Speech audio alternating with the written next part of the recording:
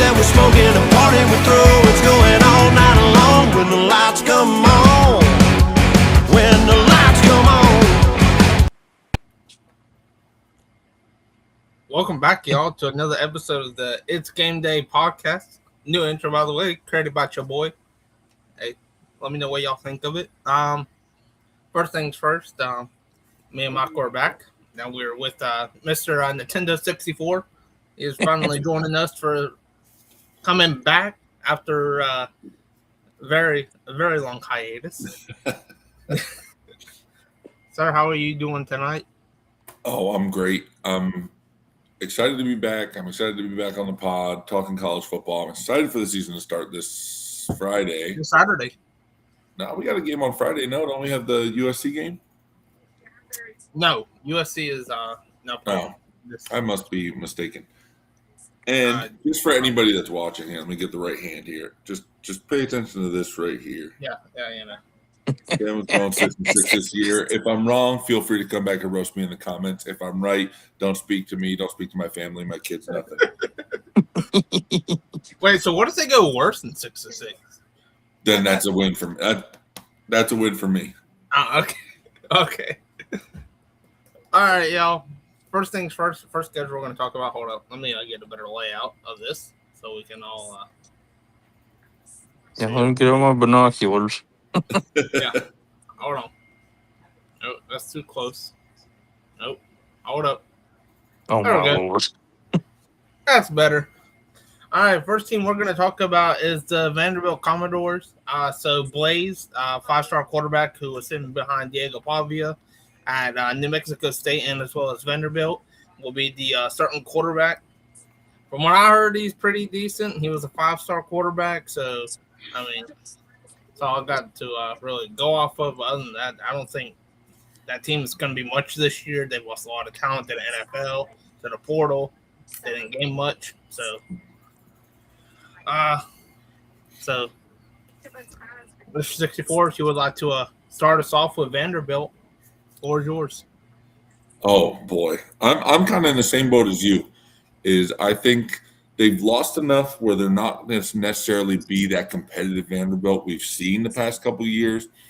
And then on that same, let's say it's a totem pole. On that same totem pole, when you lose somebody like Diego Pavia, who was basically your vocal point, Whole team. I personally wouldn't say he was the whole team, but he's got you noticed. He got you in the national spotlight. He made these plays that you wouldn't expect some small quarterback from Vanderbilt to make. And he kind of drags your team along. It's a team game. So at the end of the day, you'd say, okay, the team was helping them out along the way. But losing him from a skill perspective, I think isn't a huge fall off. I mean, we're talking a five-star quarterback. The last time we've seen a five-star quarterback come in and struggle, I'd say heavily struggle, is Arch Manning for Texas, right? Yep. So it's not necessarily, he's a five-star. He's going to come in and he's going to do great right away. But, I mean, if you look at their schedule, like you have it up here, I mean, we're talking at least 2 warm-up games right there in the beginning of the season to get him actuated to the offense. I also think they're returning – I don't know if – sorry, returning might be not be the right word, but coming into this season, they have a running back duo that is going to take a lot of pressure off of their quarterback. So he can really learn. He's going to have time in these first 2 games to just kind of sit back and learn the flow of the college game, see how fast it actually is compared to high school. And when they get to the NC State game, I think that we're going to see something. I don't think they're going to be super competitive like you said, but I do think that we might see some flashes.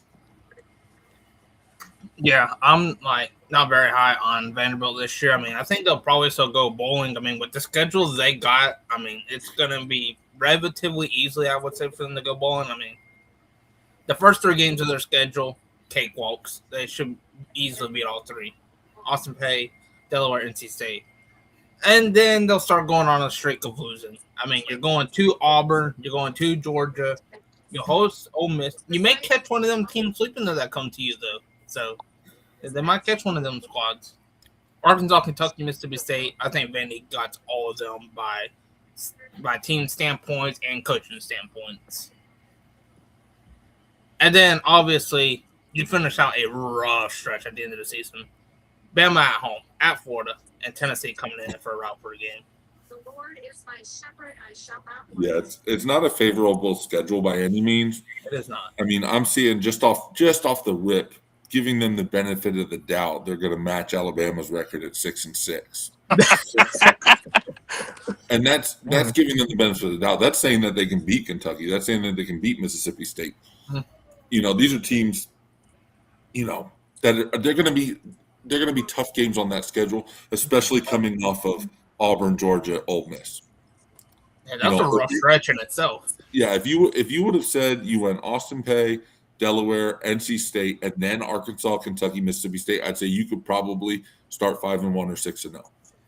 But you get to these games, that Kentucky game specifically, which is going to be the turning point for the season, whether they have a 500 record or a losing record.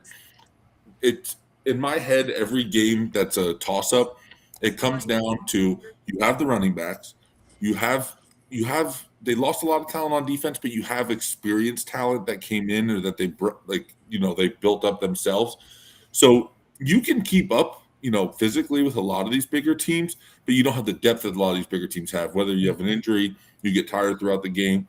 Their main thing I see on their schedule is keeping the game close going into the fourth and riding the clock and hopefully stealing a couple of these games. Michael, you got any info you want to put in? No, but I'm kind of like y'all. I got them going 6-6, maybe 5-7, because that Mississippi State game may be a swing game.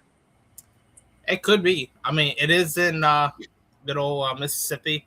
Oh, I forgot where Mississippi is out of. Starkville. Starkville, yeah. Starkville, Mississippi. And they supposedly got some stud, too, at quarterback. Yeah, they do have a stud, Keontae Taylor. That kid's going to be something special and everything. And then they got to deal with them annoying-ass cowbells, so that might play into the favor of Mississippi State. I have it right there. I have it written down in my notebook. First thing on the list for the Mississippi State game, handling the cowbells. Yep. Like I said, handling the cowbell. They've got. Let me see here. Make sure I get this right. They've got 2 high IQ linebackers that can get sideline to sideline, which is what you need in the SEC. The SEC is just fast, strong players. They've always been in my lifetime. But you also have a safety duo that adjusts at the line and gets that defense set up for the next play. If they can't hear anything, if they can't make those adjustments on the fly with those damn cowbells, that could be a game that Vanderbilt keeps close or Vanderbilt gets blown out. I don't know what to think about it. Yeah, I mean, either or could have. I mean, there's a lot of games on their schedule that does not favor them well at all. Yeah.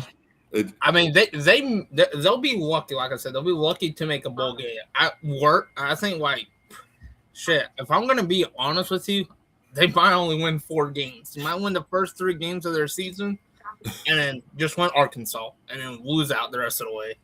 Yeah, well, I think we'll all agree that they're losing the last 3 games this season. 1,000%. Yeah, I don't think there's a chance in hell they win any of them games. Even though I have Bama going 6-6, this is a game that I have them winning against Vanderbilt. I mean, there is a realistic place where if Vandy pulls the upset off again, 2 years back, go Diego, go! Found a way. Yeah, they got to recreate that magic. Good old Tebow. Magic might even be the wrong word. They have to recreate a miracle. If Jesus Christ comes down and lands in the middle of the field, they might have a chance. Yeah, they might. For me, it's the other Alabama team that I think they're going to have a closer game with. Auburn? I really do think that game will be close. It's going to be a lot closer than people think. It's in Jordan-Hare. Everybody knows Jordan-Hare has that damn voodoo shit to go with, so that game's going to be pretty close. Yeah, I mean they've got the talent, or at least the experience. Like I keep going back to this word, experience talent. It's not so much they have talent across all 11 on defense. They have experienced talent in the right places. Auburn's going to run that downhill run game all day, and they have the ability to stop it. It's just if they do. Yeah, 100%. All right, so I think we're all comfortable. Vandy's ceiling is going to be 6-6. Floors 4-8. I think we're about right there. So. I'm right there. Yeah. All right, our next team, the Cal Golden Bears. Oh, this is my favorite one, honestly. This is one of my favorite ones that I really wanted to talk about as well because there is a lot to go on for Cal this year. I mean, their quarterback is the guy, JKS, dog. I don't know about the rest of the team, but I know JKS in that running back room, that guy over there is stellar. Who's their coach? Justin Wilcox. Yeah. I think he's been their coach for a couple of years now, I think, or he was their coach last year. I believe so. I want to say this is his second year, maybe his third. He's establishing something, though, at Cal that I don't think a lot of people are prepared to talk about. Wilcox got fired at the end of this past season. As I said, I thought they got them a new coach. They did get him a new head coach. It is Tosh Lupoy. Not gonna lie, I don't know nothing about that. The former coach for where the hell did he coach at? Hold up, I'll find out where he coached at real quick. He was previously Oregon's DC and linebacker coach. Oh, I don't hate it. I think he'll be good. I think when you have a quarterback like they do and a fairly dynamic offense, getting that defense on the right track will win them a lot of games this year. A lot of games that they shouldn't win. Week 1 will tell us what we need to know about Cal. Going against UCLA will tell us all we need to know. That's going to be a good game. It is. It's probably going to be one of the best games for week 1. Yeah. It's going to tell you a lot. So their new head coach is actually a former defensive lineman for them. So they hired an alma mater guy. Look at that. You learn something new every day. Yep. Indeed you do. All right, so yeah, let's get to talking about Cal. Obviously, their schedule looks pretty favorable to them. They don't play Miami. They don't have Florida State, even though Florida State's going to probably suck ass again. And but yeah, they do avoid those two, but it's unfortunate for them that they got Pitt. Pitt might be good. I've been hearing a lot of mixed opinions about Pitt this year. Some say they're going to be good. Some say they're going to be bad. SMU is going to be good. Kevin Jennings probably going to be a Heisman candidate. Kevin Jennings. Yeah, I said ooh. I thought you said who. No. and honestly, this may be controversial, but that game on the road, UNLV, that might be a trap for them, right in between two home games. Oh yeah, you can't count out Dan Mullen. No, you cannot. You definitely cannot. All right, you big bitch. What you got for us, Cal? Honestly, the first game that I have circled on my list of games. So obviously, the UCLA game is going to be good. We're going to find out who they are. You know, that's going to be a good game. Syracuse, I mean, we're going to get to them a little bit later on here. I think is also going to be a great game. And we'll know by week 2 exactly where we stand with Cal. I think it's going to be hard to determine who they are with the new coach going forward. But I'm circling after Wagner right there at Clemson. Clemson had a piss poor season last year. So they're looking to come back and be one of the powerhouses in the ACC. And for me, I really don't see it. I think Cal's built something, and they have – I want to say they have the talent to at least contain for most of the game that defensive front for Clemson. I think that's going to be the key in that game specifically. You got to contain that front 4, that front 7. You can't let them get to the quarterback. You have a great quarterback. You have a huge left tackle that's going to protect his blind side. So you just have to make your dynamic offensive plays and get down the field. You got to beat them up inside with your running back. I think it's Muhammad. Adam Muhammad, I think. Yes. Is the starting running back. You know, and then defensively, I think I'm not going to go out on a limb and say they're going to be a top 25 defense, but you've got two damn near elite edge rushers, and then what is it? Two transfer or it's either transfer. I don't know, either transfer or younger guys that got moved up. I think the transfer in the cornerbacks, the two starting cornerbacks. So they've brought the pieces in. You know, you're playing against SMU. They're going to try to attack you in the air, and they're going to try and rack up the score as fast as they can, along with some of these other teams on their schedule. So bringing in, you know, you have your edge rushers, you have two corners now, you have your experienced safety. They're going to be in a position to win a lot of these games. It's just we don't know what we're going to get at the end of the day. Yeah, they may be in position if everything goes right. ACC championship. I think that they've put themselves in the position to make it there.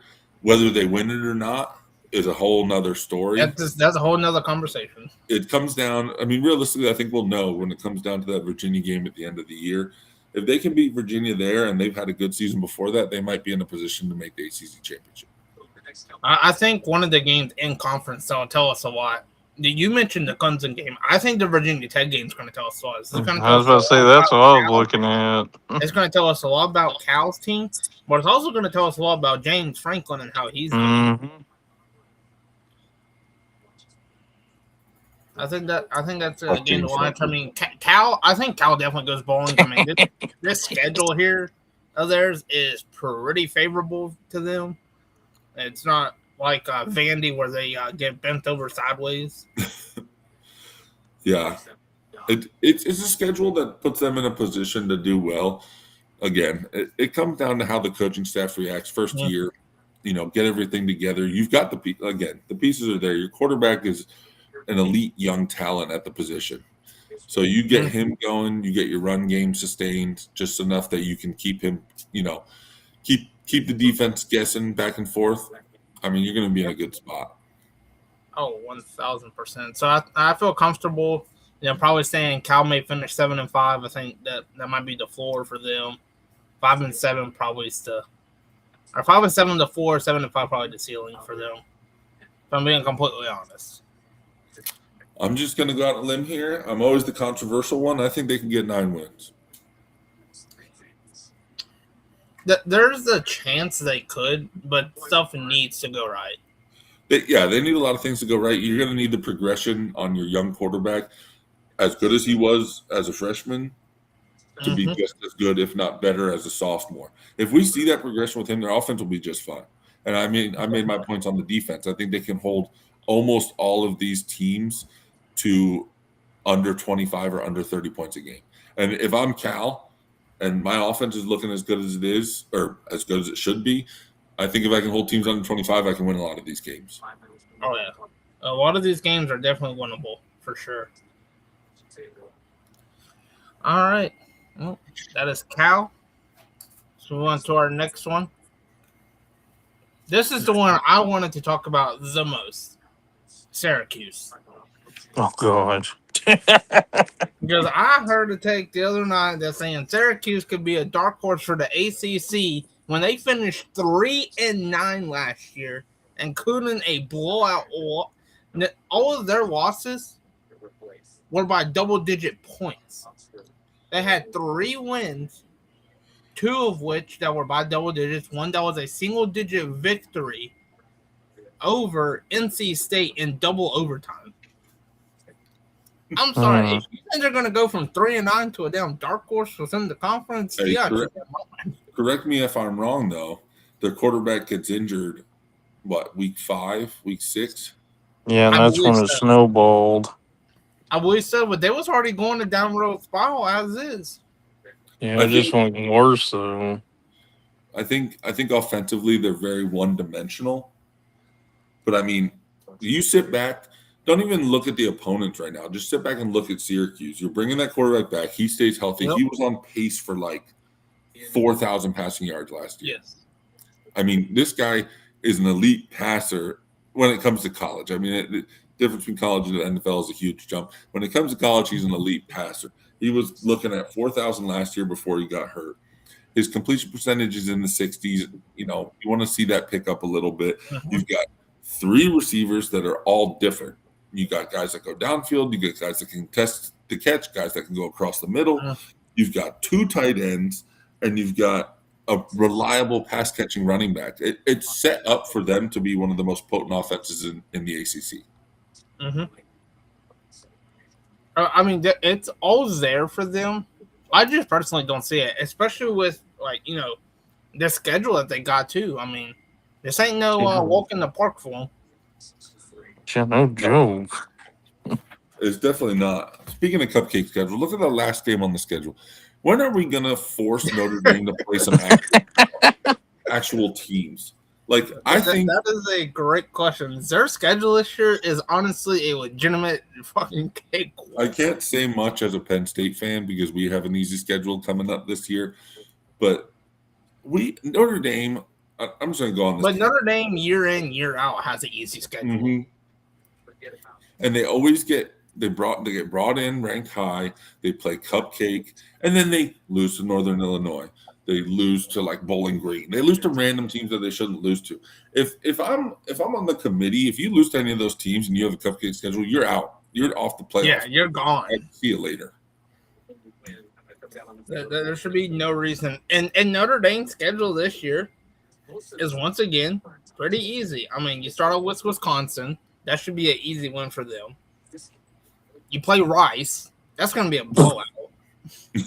Oh, don't tell Wonderful that. I will tell you that to his face. You got Michigan State. Michigan State ain't been shit in God knows how long. Man, they got a new coach. Yep. You got Purdue. We all know Purdue sucks. They play Bill Belichick, so hey, maybe Bill can rub some magic off somewhere.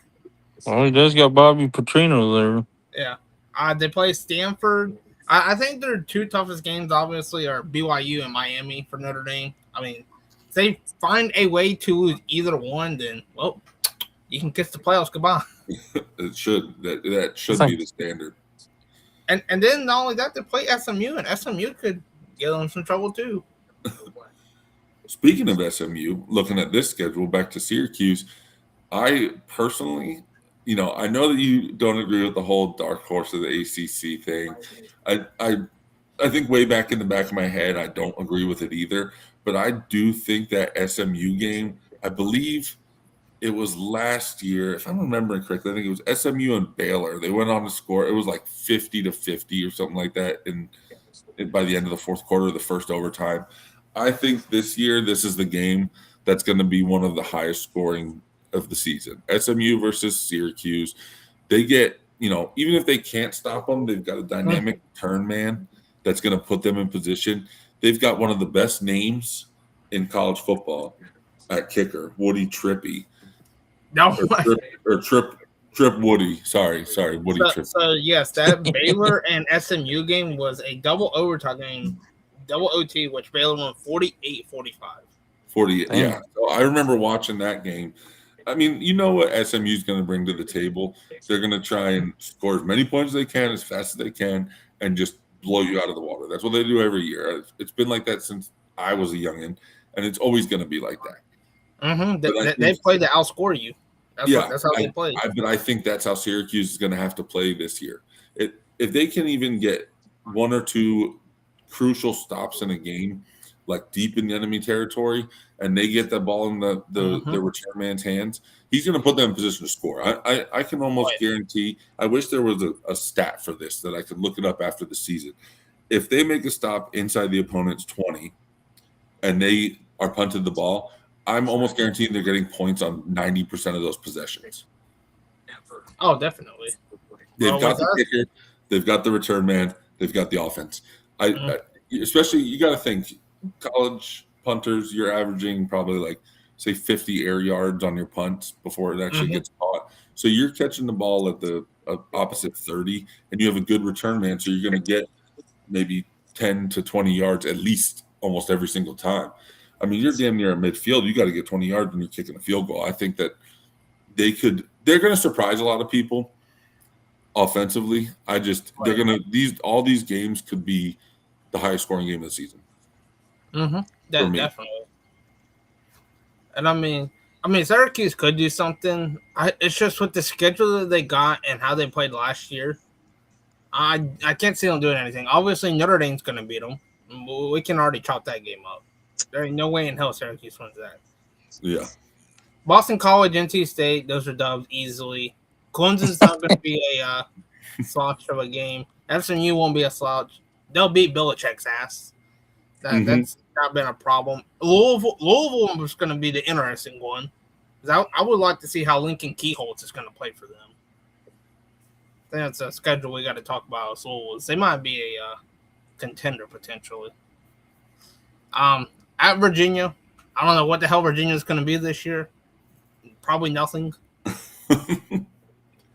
Well, compared to the rest of college football. Compared to the rest of the college football, yes. At UConn, now they beat UConn last year in double overtime, so I think a road trip might be a different outcome. Well, yeah, and Jim Moore's not there no more either. Mm-hmm. Did UConn still have that quarterback? Is it Fagano? Fagano's gone. Yeah, I was gonna say he went to the Ravens, didn't he? I believe so. Yes, I believe he is in the NFL. I think Fagano was the one that kept the game close in the first place. Fagano for UConn last year is what I think Angeli's going to be for Syracuse this year. Yeah.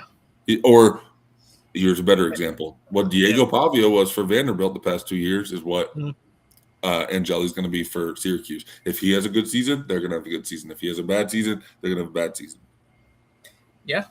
And then at Pitt, I mean, who knows what Pitt's going to be? I mean, I haven't heard anything out of Pitt, so they've been keeping it on the hush hush. They still got what's his name as their quarterback? Who? Oh, what is that guy for Pitt? Was it Holstein or? Oh, Eli Holston? Yeah. No, he is not there no more. All right. It's time for our final team. I got to change the layout. Oh, my God. Oh. I have to change the layout, Michael. Don't crash out now. Classic. We're going to talk about a team that Cal's playing, and it is the UCLA Bruins, led by junior quarterback, I believe, Nico Imolava. I believe he's going into his junior year. Yeah. Man, that schedule's not terrible. It's not. It is pretty favorable. The only thing I don't like about UCLA has officially made their full-on move to the Big Ten. I think they completed it last year. They're getting their first true slate of Big Ten football. Is managing your travel. You know, a lot of the times, if anybody out there bets on sports, if you have a West Coast team traveling to an East Coast team, most likely you're picking the East Coast team because they don't have to travel anywhere. And I think they got a lot of that, you know, throughout their season. So they're going to have to figure that out. But I do think if they do figure that out, there's potential. I mean, they've got specifically, if you can see the 3 games that create a little upside down backwards L there at the bottom, the Oregon, Michigan, USC. Mm-hmm. And then I was talking to Mullet about this a couple days ago. Minnesota. I think Minnesota is going to be a formidable opponent. I don't think they're going to win a lot of games, but I think they're going to make a lot of teams work. Yeah, Minnesota could definitely be a team to definitely talk about and everything. Because, you know, obviously they have one of the best running backs within their conference and one of the best running backs within the country. And Mr. Who was it? Darius Taylor, I believe is who it is. Mm-hmm. So we also know the running game's going to be there. Now, we don't got to question that part. The part we got to question is the QB play and passing game going to be there. Because with no passing game, you ain't going to have a run game for shit. And the defense, I don't know how the defense is going to be. Coy Parrish left. He went to Oregon, which is very unfortunate for Minnesota. Coy Parrish kills a dog, and now he's playing for now he's playing out there in Eugene, and it's unfortunate. UCLA has to go and play at Oregon. It is very unfortunate to them. Yeah, I think. I mean, correct correct me if you guys disagree. I think we're seeing at least 3 losses there with Oregon, Michigan, USC. Yes. Yep. I think Michigan. I think Michigan is the one that I would have the most of saying they could win. Yeah. I think Just because Michigan it's unique. has the talent on their roster. They do. Similar to like a Penn State that had a bad season last year. Michigan has a not great season last year. They have the talent. It comes really down to the execution and the coaching. And Yep. I think both are coming into new coaches. So it's like, will they be just as bad? Will they be better? It kind of comes down to how the coach handles what they have, you know. Is Bryce Underwood a good quarterback? Who knows? Nobody knows. Is he a running back? Are they going to make him a running back or a wide receiver? Probably in the NFL. But that's besides the point. Is he Lamar Jackson? Maybe. I don't know if I he's don't know. Lamar Jackson. But I also like that Cal game, first game of the season.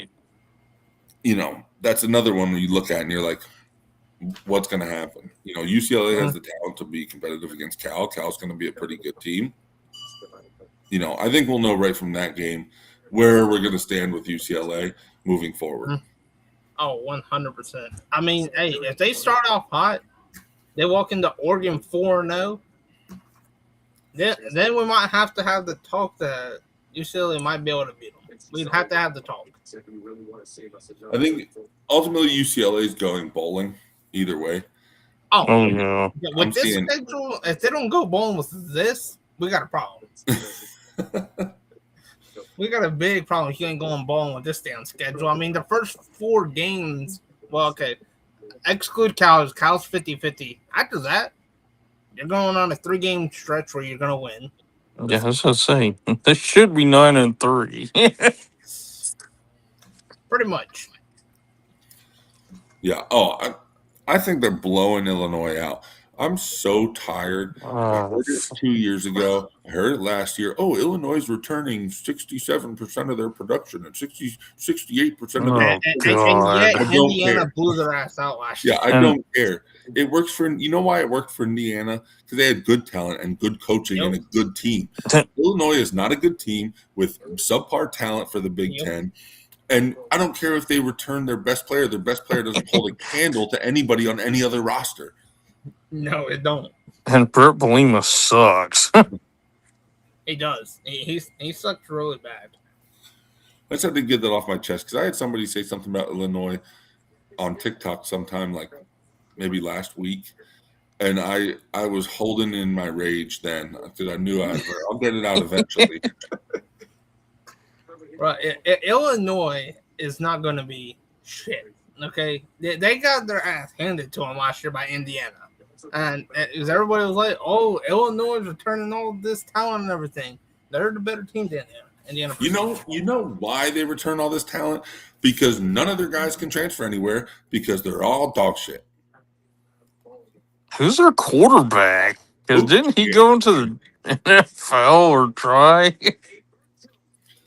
Whoever the quarterback is, he'll be lucky to make it to the Canadian Football League. Like, I could be missing some players somewhere, but it's like teams like Oregon. You have a stud safety that's a senior, you have a stud safety that's a junior, and you have a stud safety that's a freshman. You know why they don't retain the freshman? Because he's a stud, and he goes, I want to go play. I'm tired of sitting behind these people, and they go play somewhere else. Illinois' got no studs. You Nope. bring out the stud finder, there's no beeps. That's my rant done on Illinois. Let's get back to UCLA.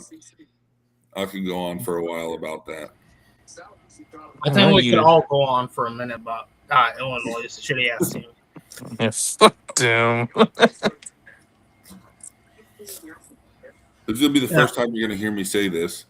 UCLA has elite, and I mean like elite special team. Mm-hmm. They've got a great kicker. He went like 20 for 24 with like a 53 or 57 yarder last year. 20 for 20 on PATs. They've got a punter that can boom the thing. So even if they fizzle out on offense, they're going to get the ball down the field with the punt. And they just have to, their special teams coverage is good. Their kick team is good. Their punt team is good. Everything's good about their special teams. So some of these games, like say the Minnesota game, which I think ultimately they win. I say it's more like a 60-40. It's not really a blowout, but it's not really even. Is like that's the difference in the game. The Michigan game, I mean, if they get them in a position where their special teams can win them the game, they're probably going to win. So I think we're going to see a lot of close games, game-winning field goals, games where maybe they're up by 3 already going down to the fourth quarter and they hold the lead, stuff like that. Yeah. I mean, if UCLA is in these games come fourth quarter, then they'll be setting themselves up pretty well. Now this team by no means is going to be a playoff team, by no means necessary, because they are not in position right now to be so.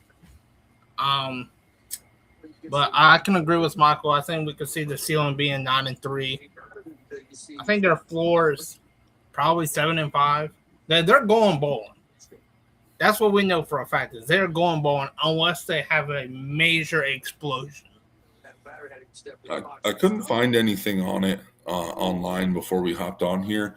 Was it Quasi Gilmer, their wide receiver? He was a stud last year. I don't know. I don't think he transferred out. I think he returned.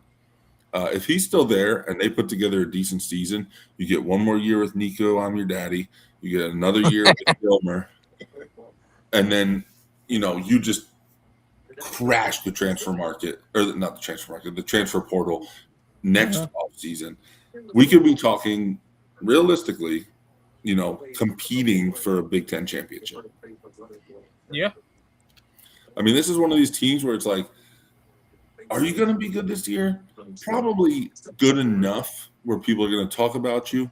Are you going to be good next year? Most likely. We're talking 10, maybe 11 wins. I don't know. Obviously, I don't think their schedule's out for next year fully, but I mean, it might be. And maybe their conference. And to answer your question, that wide receiver is not there. Yeah, see, that to me is like, if you retained him and you were able to put something together, you kept him for another year after this one, you'd be able to be competitive moving forward. Yeah, so their conference next year is fully out, or their schedule is fully out for next year. So next year they play UC Davis. They obviously play Cal because they're doing a home and home with them. They play Hawaii next year, which could be interesting. It's at Hawaii too. Yeah. They go to Illinois, which they should win that. We shouldn't have a problem there. Mm-hmm. They got at Iowa, at Purdue. They got Michigan, Northwestern, Oregon, Rutgers, at USC, and at Wisconsin. Damn. I mean, if we're bringing a similar team that we have this year, as if I'm a UCLA fan and I have a similar team and I hit the transfer portal hard, I'm contending. I'm only losing one game, maybe, in that schedule. And that's to Oregon. Yeah. You can compete. I realistically think they can compete with the USC. It's a crosstown rivalry. You got to keep your emotions in check. But if they can keep it close, like I said, they have that elite special teams that if you come into the fourth quarter in a close game and Nico decides not to be a complete trash cone or a traffic cone at the end of the game and do something and puts them in position to win, they could win. 100%. Oregon is going to be a powerhouse in the Big Ten for a long time. They've always recruited well.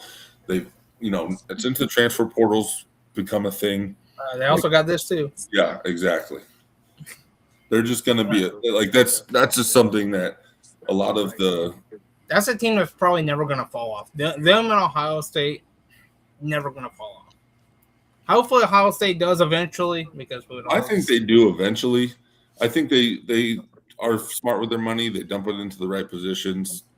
They always put themselves in the position to be good or great, lose one game here and there. But I think what we have seen in previous years before the merging of the conferences is Ohio State had this huge gap. At one time, it was Ohio State or Michigan. Then it was Ohio State, Michigan, and Penn State. Iowa gets sprinkled in there a little bit. But there was always a huge gap. It was Ohio State and everybody else in the Big Ten. Now you've added Oregon. The gap is not that big. The recruiting is It's closing. It's closing. and it's closing, and the recruiting is not getting any easier for them. Because if, God forbid, as a Penn State fan, I don't want to jinx us, if we have a good season under Matt Campbell, he recruits, he did it in Iowa State. He recruits pretty well. He recruits drafted talent very well. Oh, yeah. And those are the guys that produce in college. So that, for Pete's sake, he produced Brock Purdy. yeah, exactly. And my thing with Penn State has always been that we can never get the high-end recruiting talent in our state for wide receiver, for other skill positions that we desperately need, because they always go to Ohio State. And I think we might see a shift of that in the next couple of years coming, because that's who Matt Campbell is. He finds that talent. He makes them a good, speaks well to him, whatever he does. I don't know. Maybe he goes in there and shakes their hand and hands them $100 bill. I don't know what he does, but he does something right, and he gets the talent that he needs, not necessarily the talent that everybody wants. Yeah. See, now you got me going off on a freaking tangent on Penn State and Matt Campbell. Hey, you can hate James Franklin, but he left you all in good shape. That's what he does. No, I've always said that. James Franklin is a great rebuilder of programs. When he came into Penn State, we're coming off the controversy with Sandusky. He sets us up. We're like a perennial 10-win team almost every single year. Unfortunately for him, this most previous year hasn't been that, wasn't that great. Drew Aller gets injured. He gets fired.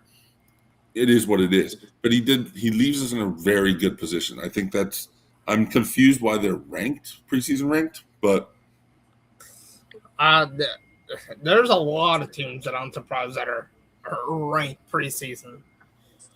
Yeah, a lot of teams I don't understand, but I think we'll know fairly early on who's going to stay. Somebody was talking about it the other day. I think Michael was in there talking about it, is college teams in the last 10 years that started super high on the preseason rankings and fell out and weren't even in the top 25 by the end of the year. Most recently being Penn State. I think they came in at 2 last year. I believe so. Yeah, it's either that or 3. Yeah, it was Ohio State, Texas, and Penn State were the top 3. I believe. Yeah, I think you're right. And Penn State had to fall off. They go into an overtime game with Oregon, and then after that, it just went downhill. Yeah, you lose to Nico, I'm your daddy. You lose to Northwestern. Yeah, that one hurt as a Penn State fan. Of all schools to lose to this damn Northwestern. Oh God, that one hurt bad. Oh, I bet it has. And hey, don't worry, because I've already cursed the team for the season. So, but Miami has already been received the upset curse of mine. So, I hope Miami's bad. Hey, everybody knows I predict an upset. It tends to track sometimes. Just saying. No, fans don't deserve happiness. They don't deserve success. Hell no. They don't deserve shit. If there's one team, oh man, let me open up to all of college football. If there's one team that I really think their fans deserve something, I would love, and I don't think it's going to happen, at least not in the next 5 to 10 years. They'll be competitive, but Iowa. Yeah, that fan base deserves something. They deserve something. They deserve at least a shot at the national championship, make the playoffs one year. They're just – what's the correlation for me is they're the Bills fans of college.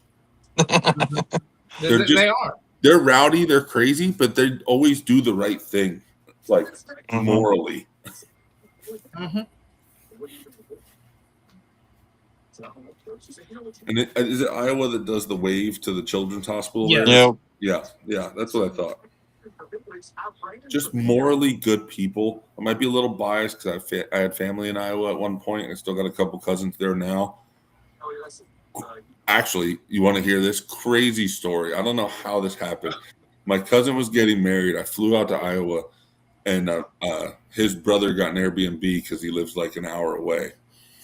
And we're just hanging out at the Airbnb the night before the wedding. and he just FaceTimes Tristan Wirfs. What the hell? And I was like, so I'm just like on this FaceTime with Tristan Wirfs, and I'm like, how is this happening right now? I'm living in Tampa at the time, so like I obviously know who this is. Yeah. You know, one of the best offensive linemen, if not the best in the pro football. And I'm just like, how is this happening? Like, what's going on? I'm looking around. There's a like UFC fighter sitting on their couch. Not a famous, like he wasn't famous. Yeah, He's got some UFC fights, but I don't remember his name or anything. But I'm like, man, I feel like I'm in a movie. I mean, I would too. Shit, if you're on FaceTime with Tristan Wirfs, I mean, hey. Oh, Pretty man. cool. All right, well, I think that's all we have for y'all. We will be back. I don't know when. We'll get it figured out. Hit the notification button. Yeah. Yeah, the drink that we're drinking, the smoke that we're smoking, the party we're through, it's going all night long when the lights come on.